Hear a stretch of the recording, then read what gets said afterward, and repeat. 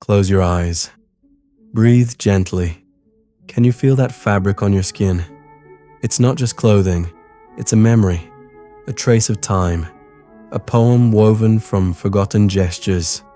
Tonight we'll cross centuries together in the slow rhythm of cloth. Welcome to this nocturnal journey, a whisper from the past sliding through the threads of the present, where our clothes, those quiet companions of our daily lives, become the silent heroes of our story.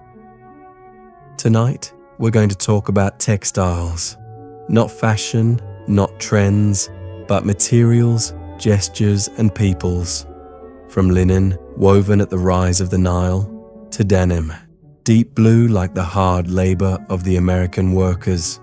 We'll walk slowly through history, across flax fields, steam machines, and indigo canvases to discover what our clothes say about us.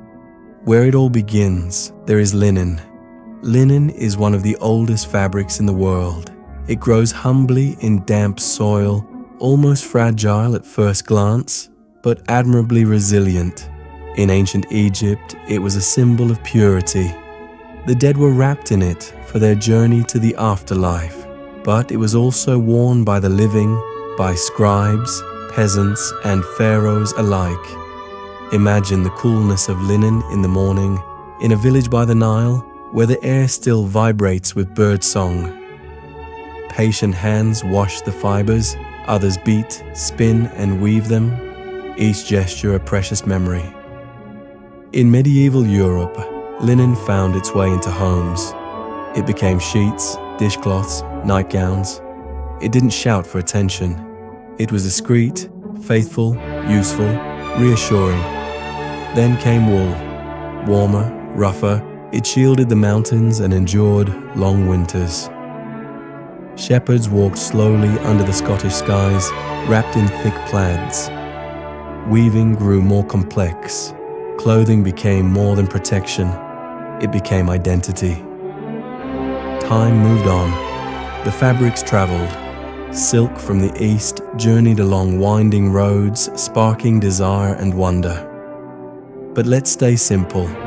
Let's stay with canvas, with fiber, with ordinary life. Here comes cotton. Born in India, it made its way gently to Europe.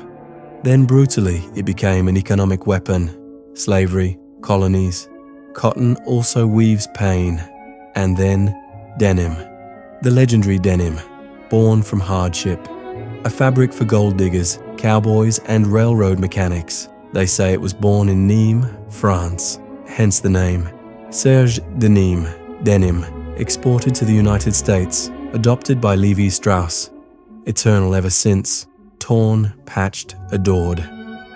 The jean, a symbol of youth, rebellion, and durability. And us, today, we wear these fabrics without thinking, but in every fiber, there's a story, a culture, a hand, a struggle.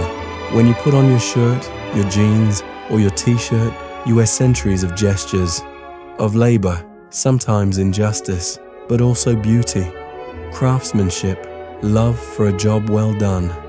What if we learned to see our clothes differently, not just as body coverings, but as silent messages? What if we started to respect the simple things, clothes that last, gestures that repair? Through this journey from linen to denim, we're also reading the story of our everyday lives, our ability to transform nature, to weave meaning, to stitch our lives together like mending a torn cloth. If this nighttime stroll moved you, leave a like, share it with someone who loves history, slowness, or simply learning in a different way. Subscribe so you don't miss our next immersive journeys into the objects of daily life. Thank you for walking with me through this night, woven in fabric.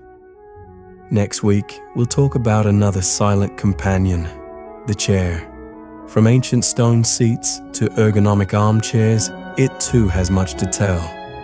Good night, sweet dreams. May your clothes tell you beautiful stories.